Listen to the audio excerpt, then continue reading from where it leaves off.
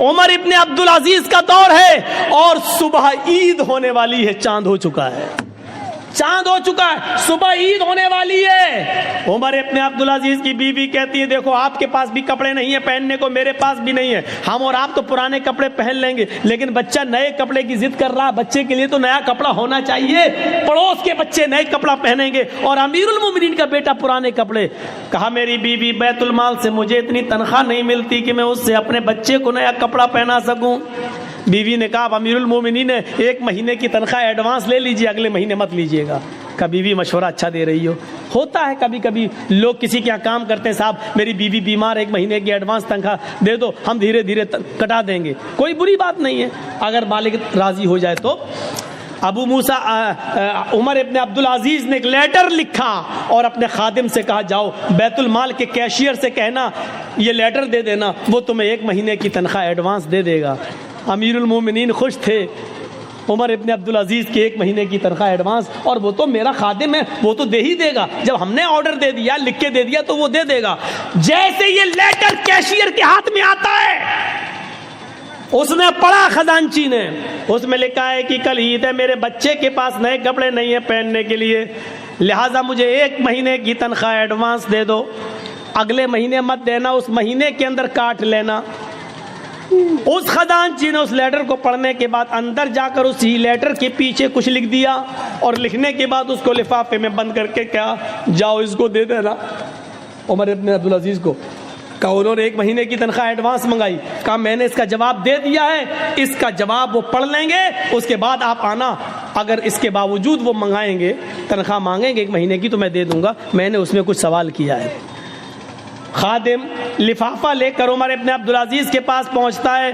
عمر ابن عبدالعزیز نے کہا کیا اس نے 1000 کیا اس نے 1 مہینے کی تنخواہ ایڈوانس نہیں دی؟ کا پتہ نہیں، اس لفافے میں کچھ رکھ دیا ہے۔ لفافہ کھولا تو کیا دیکھتے ہیں کہ میرے ہی لفافے میرے ہی لیٹر کے پیچھے کچھ اور لکھا ہے۔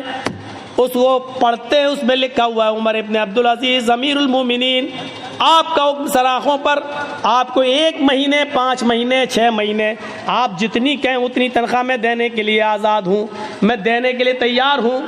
امیر المومنین آپ نے لکھا ہے کہ میرے بچے کے پاس نئے کپڑے نہیں ہیں پہننے کے لیے، اس لیے مجھے 1 مہینے کی تنخواہ ایڈوانس دے دو، اگلے مہینے کاٹ لینا، لیکن آپ نے یہ نہیں لکھا اگلے مہینے تک اگر آپ زندہ نہ رہے، اگلا مہینہ شروع ہونے سے پہلے اگر آپ کا انتقال ہو گیا تو 1 مہینہ جو ایڈوانس تنخواہ آپ کے پاس جائے گی، اس تنخواہ کو واپس کون کرے گا؟ اس کا ضمانتی کون ہے؟ اس تنخواہ کو بیت المال میں جمع کون کرے گا؟ کاش یہ واقعات مودی نے پڑھے ہوتے، یہ واقعات یوگی نے پڑھے ہوتے تو ان کو پتا چلتا کہ اسلامی حکمرانوں کی تاریخ کیسی گزری ہے۔ یہ بیچارے 10 اور 20 لاکھ کا سوٹ بوٹ پہن کر امریکہ کے پرائم منسٹر کا سواگت کرنے والے لوگ کیا جانے کہ حکومتیں کیسے چلائی جاتی ہیں۔ حکومت چلانا سیکھنا ہے تو سیکھو عمر ابن عبدالعزیز سے، سیکھو حضرت عمر فاروق سے، اور انہی سے سیکھی تھی مہاتما گاندھی جی نے۔ اسی لیے تو کہا تھا باپو نے کہ اگر دیش میں خون خرابہ بند کرنا چاہتے ہو، امن و سکون چاہتے ہو تو حضرت عمر فاروق جیسا قانون نافذ کر دو، دیش کے اندر خون خرابہ بند ہو جائے گا۔ یہ مہاتما گاندھی نے جملے کہے ہیں، ستر اہنسا کے اندر آج بھی لکھے ہوئے ہیں۔ میرے بھائیوں آج صورتحال یہ ہے کہ وجے مالیا باہر بیٹھا ہوا ہے، دیش کی یہ ساری چیزیں لے کر باہر بیٹھا ہوا ہے، آج پورے دیش کے گوداموں کو اڈانی و امبانی کے سپرد کر دیا جا رہا ہے، اور دیش کا چوکیدار کچھ بولنے کے لیے تیار نہیں ہے۔ ہزاروں کروڑ کی افیم اور گانجا اور چرس بمبئی کے پورٹ پر سمندر کے اوپر پکڑی جا رہی ہے، لیکن میرے بھائیوں اس کے منگانے والے کو، اس کے مالک کے کو آج تک پوچھنے کے لیے بھی نہیں بلایا جا رہا ہے۔ آج اس طریقے سے حکومتیں چل رہی ہیں۔ ایک حکومت وہ بھی تھی کہ حضرت عمر فاروق کا بیٹا ملک شام کے اندر تھا اور اس نے رات کے اندر کھجور کو رس کو سڑایا، نچوڑا، وہ نبیذ بن گیا، صبح ہوتے ہوتے اس کے اندر نشہ آ گیا، اس کو معلوم نہیں تھا اور اس نے نبیذ پی لی۔ عمر فاروق کے بیٹے نے نبیذ پی لی، شراب کی ایک قسم ہے، اس کو معلوم نہیں تھا کہ یہ سڑ چکی ہے اور اس میں نشہ آ گیا ہے۔ جب وہ پی لیا تو اس میں نشہ آ گیا، ملک شام کے گورنر کو پتا چلا تو حضرت عمر فاروق کے بیٹے کو بلایا اور 40 کوڑے لگوا دیے ملک شام کے اندر. لیکن مدینے میں جب عمر فاروق کو پتا چلا کہ میرا بیٹے نے شراب پی لی اور یہ بھی پتا چلا کہ 40 کوڑے لگ گئے، لیکن اس کے باوجود لیٹر لکھا عمر ابن عاص کو کہ میرے بیٹے کے لیے میں گھوڑا بھیج رہا ہوں اسپیشل، اس گھوڑے سے میرے بیٹے کو جلدی واپس مدینے بھیجا جائے. بیٹا خوش تھا کہ میرے ابو نے کوئی ارجنٹ کام کے لیے بلایا. جب عمر ابن عاص نے اس اسپیشل گھوڑے سے عمر فاروق کے بیٹے کو بھیجا، بیٹا جب آیا تو اس کو اس کی ماں سے نہیں ملنے دیا، کہا اس کو حراست میں لو. حراست میں لے لیا اپنے لخت جگر کو، اپنے بیٹے کو، اور اس کو کہا جلاد سے کہ کوڑے لگاؤ، 40 کوڑے اس کو میرے سامنے مارو.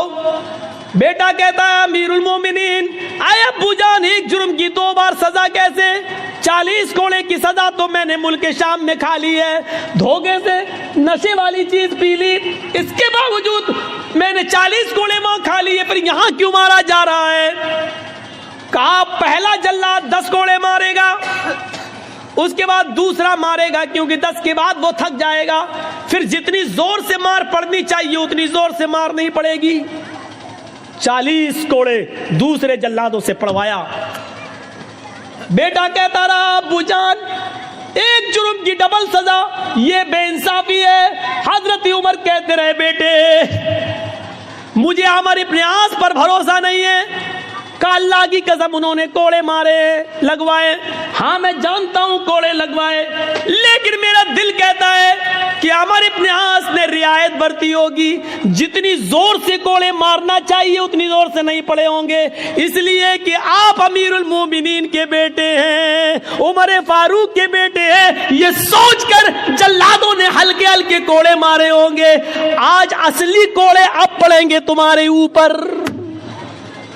جب اپنوں کو سزا دینے کا رواج تھا تو جرائم بند تھے، جب اپنوں کو بچایا جاتا ہے تو جرائم کا انبار لگتا ہے اور جرائم پیدا ہوتے ہیں. سیکھو حکومت ایسے چلتی ہیں.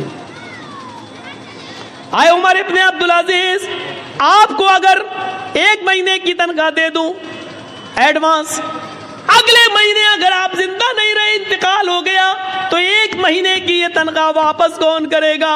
حضرت عمر ابن عبدالعزیز رونے لگے اور اپنی بیوی سے کہنے لگے بیوی جس امیر المومنین کا کیشیئر اتنا زیادہ امانت دار ہو، اتنا زیادہ اللہ سے ڈرنے والا ہو کہ وہ اپنے امیر کو بھی اپنے حاکم کو بھی سوال کر رہا ہو، تو مجھے امید ہے کہ انشاءاللہ 1 درم کی بے ایمانی نہیں ہوگی. میرا بچہ کل پرانے کپڑے ہی پہنے گا.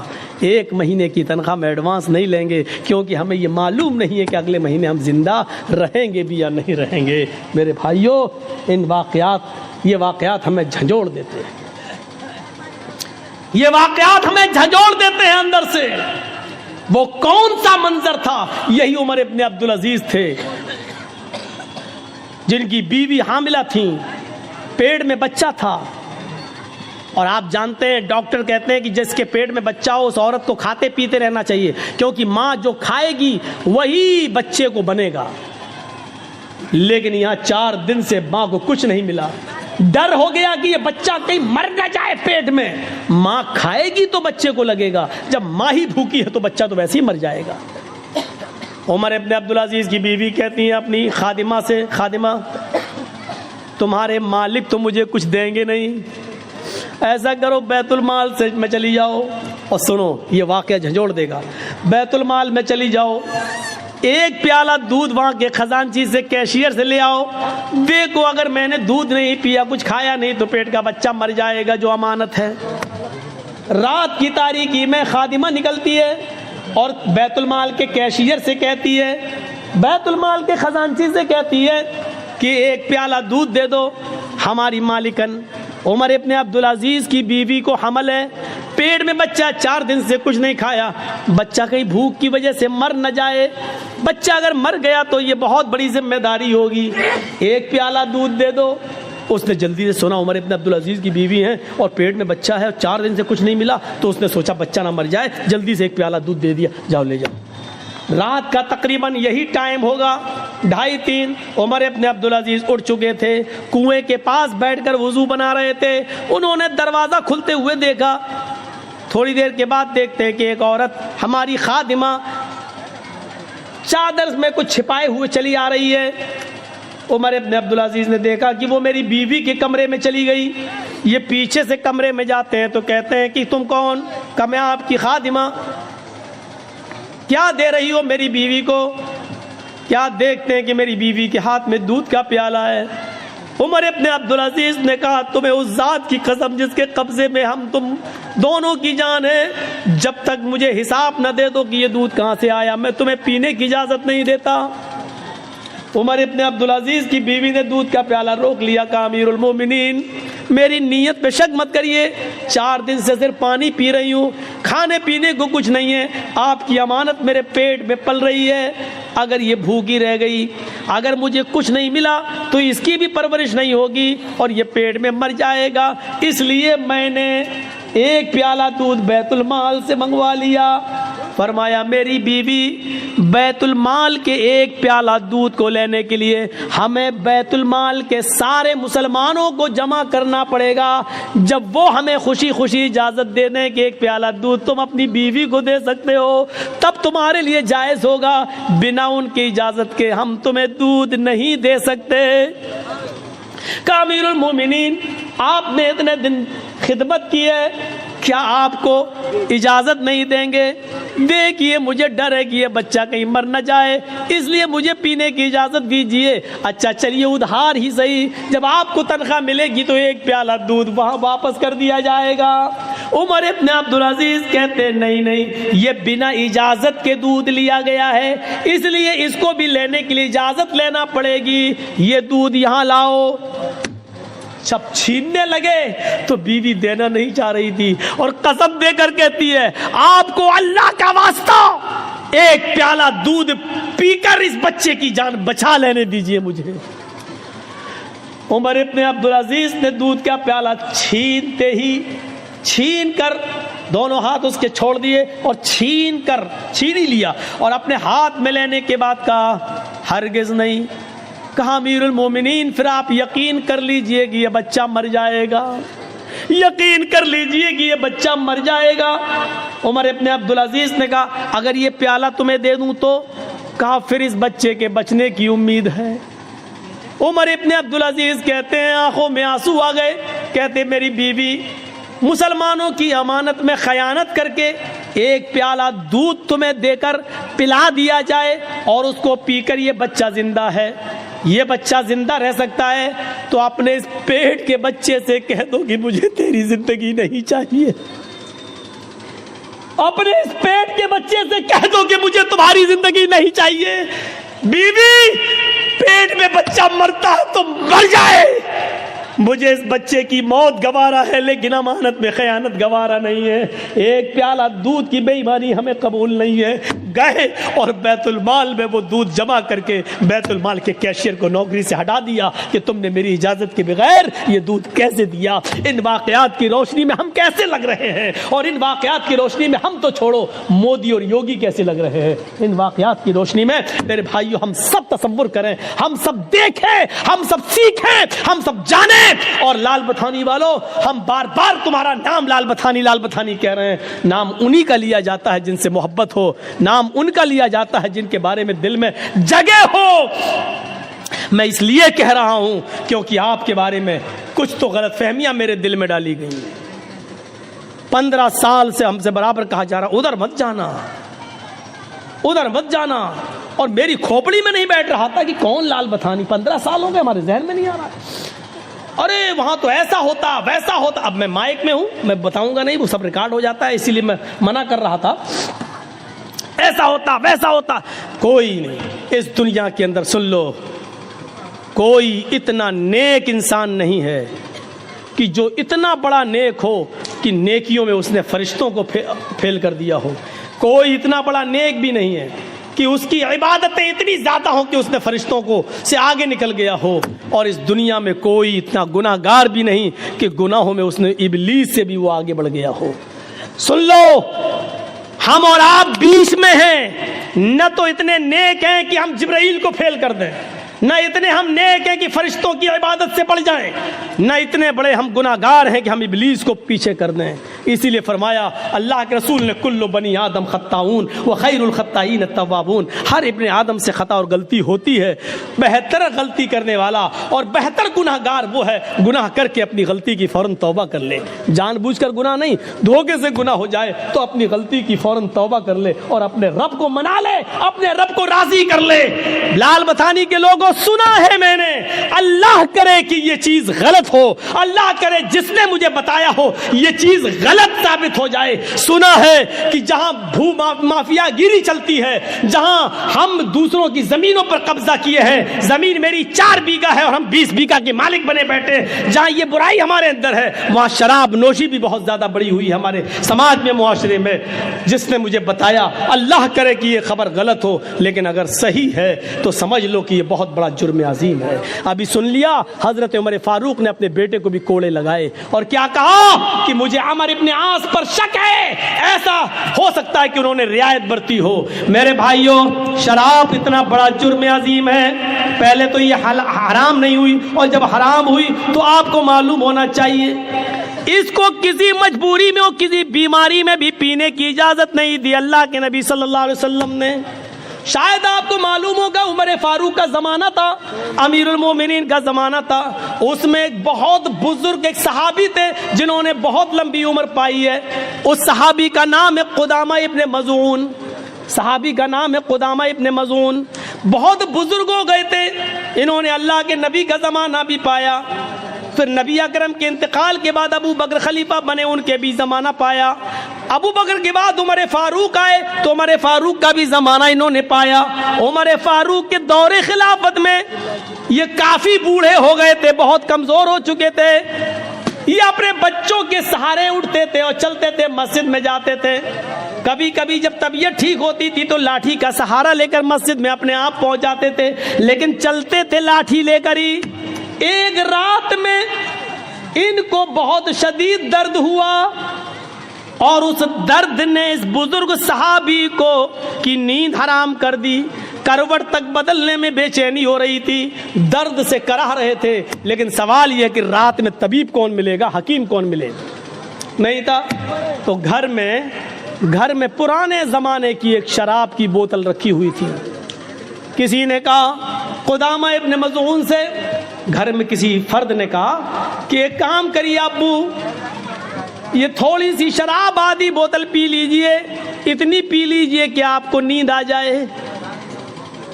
होता ही है, आदमी जब दर्द से कराता है तो डॉक्टर टेबलेट दे देता है, नींद की गोली दे देता है, वो आप खा लीजिए, सो जाएंगे। याद रखना, नींद की गोली खाना और शराब पीना दोनों एक दर्जे में दाखिल है। लेकिन डॉक्टर जब नींद की गोली तजवीज़ कर दे तो जितने पावर की लिखेगा उतने पावर की दवा आप इस्तेमाल कर सकते हैं बतौर दवा के। शरीयत इस बात की इजाज़त देती है। डॉक्टर ने लिखा है हल्के पावर की 0.25 और हम खा रहे हैं 0.5, यानी डबल पावर की। तो आप ये शराब पी रहे हैं, ये जुर्म है, फिर आपका, फिर गुनाहगार हैं आप। डॉक्टर अगर आपको लिख रहा है 54 भर की और आप खा रहे हैं 98 भर की, तो इसका मतलब ये है कि आप शराब पी रहे हैं। डॉक्टर के मशवरे के मुताबिक, डॉक्टर वो भी MBBS MD डॉक्टर जो दवाओं में माहिर, झोला छाप नहीं जो साइकिल लेके दौड़ते रहते हैं और खुद मरीज ढूंढते हैं, इनका ये नहीं, इनको तो खुद ही नहीं मालूम होते कि कौन से पावर की दवा इस्तेमाल की जाए। तो कुदामा इब्ने मज़ून को किसी ने कहा कि आप शराब पी लीजिए, इतनी पी लीजिए कि आपको नींद आ जाए, क्योंकि मजबूरी है, आप दर्द से कराह रहे हैं, आप कम से कम आराम से सो जाएंगे। कुदामा इब्ने मज़ून ने सोचा कि हाँ चलो मजबूरी है, दर्द की वजह से, हम कोई शराबी थोड़ी हैं, हराम हो चुकी है, लेकिन दर्द हो रहा है तो बतौर दवा के हम इसको इस्तेमाल कर लेते हैं। तो कुदामा इब्ने मज़ून ने बुढ़ापे में थोड़ी सी शराब पी ली, इतनी पी ली कि उनको नींद आ गई। वरहमतुल्लाहि वबरकातुहू।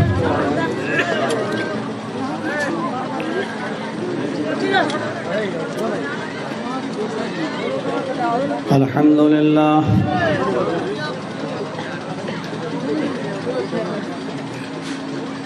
الحمد لله نحمده ونستعينه ونستغفره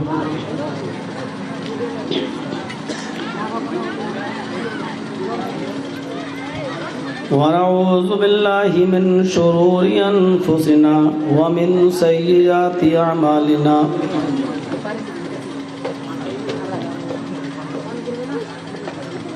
من يهده الله فلا مضل له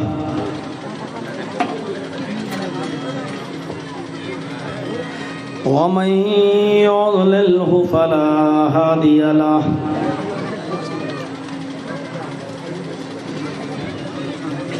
وأشهد أن لا إله إلا الله وحده لا شريك له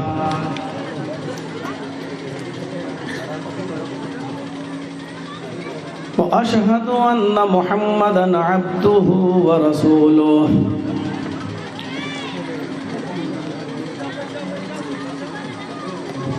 أما بعد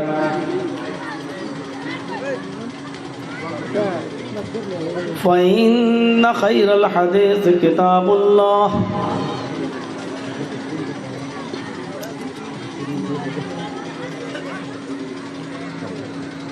وخير الهدي هدي محمد صلى الله عليه وسلم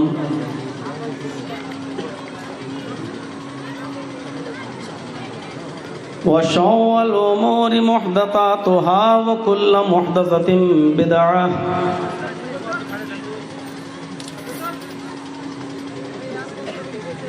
وكل بدعة ضلالة وكل ضلالة في النار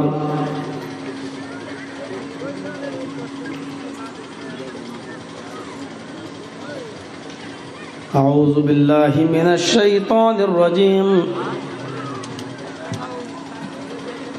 بسم الله الرحمن الرحيم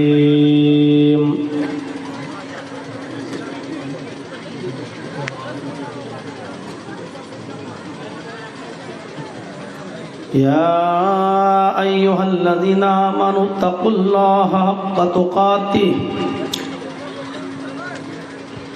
ولا تموتن إلا وأنتم مسلمون واعتصموا بحبل الله جميعا ولا تفرقوا واذكروا نعمة الله عليكم إذ كنتم أعداء فألف بين قلوبكم فأصبحتم بنعمته إخوانا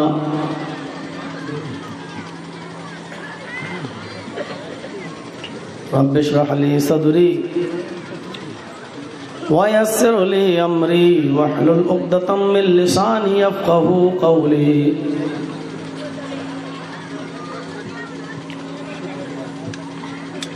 اس عظیم الشان اجلاس کے صدر محترم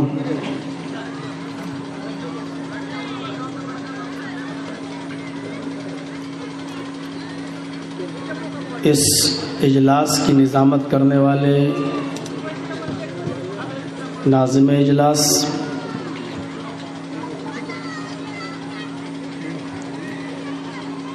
اس اجلاس کو رچانے اور بسانے والے معزز اراکین اجلاس، اسٹیج پر تشریف فرما معزز علماء کرام،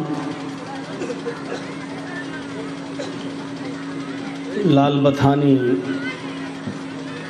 ضلع صاحب گنج جھارکھنڈ اور اس کے اطراف و اکناف سے تشریف لائے ہوئے باوقار سامعین حضرات، پردہ نشین اسلامی خواتین، پیاری ماں اور بہنوں، قوم و ملت کے لائق پر نوجوانوں،